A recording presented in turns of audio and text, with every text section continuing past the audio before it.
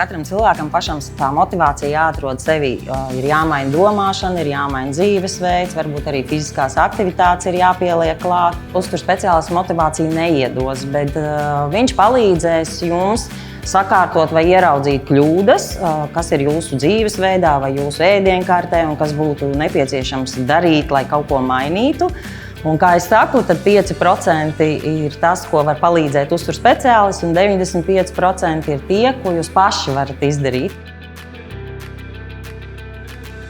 Lai svaru zaudētu, to nevajadzētu uztvert kā kārtējo projektu.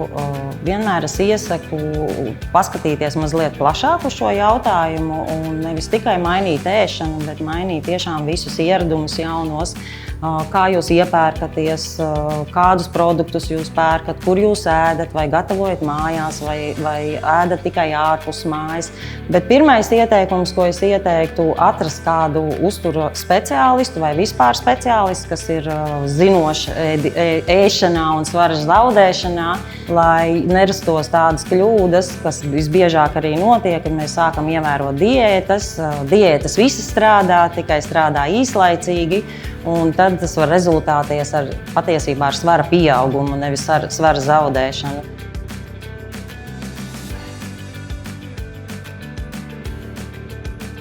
Patiesībā tā nav. Jāēd ir visas grupas, ir jāēd gan ogļhidrāti, gan tauki, gan olbaltumi. Tātad tie ir graudaugi, tās ir dažādas eļļas, rieksti, sēklas. Gaļa ir jāēd, zivis jāēd un vēl citus olbaltumu produktus.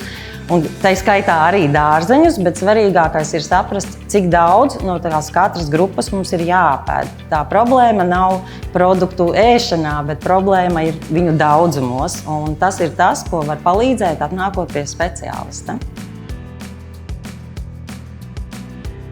Tā ir viena no tām kļūdām, ko cilvēki pieļauj. Tad, kad vēlas zaudēt svaru, ievēro dažādas diētas, sameklē, un visbiežāk šīs diētas ir ar samazinātu kaloriju daudzumu. Protams, kad ja mums trūkst vitamīnu vai trūkst olbaltumus vai mēs ierobežojam, piemēram, ogļhidrātus, agri vai vēl, šis enerģijas trūkums būs, jo organisms signalizēs, ka viņam kaut kas pietrūkst. Līdz ar to tas atkal ir tas ieteikums vienmēr vērsties pie zinoša cilvēka, kas jums var palīdzēt sakārtot jūsu ēdienkarti. Tad arī šis enerģijas trūkums nebūs, būs tieši otrādi, būs enerģijas pacēlums.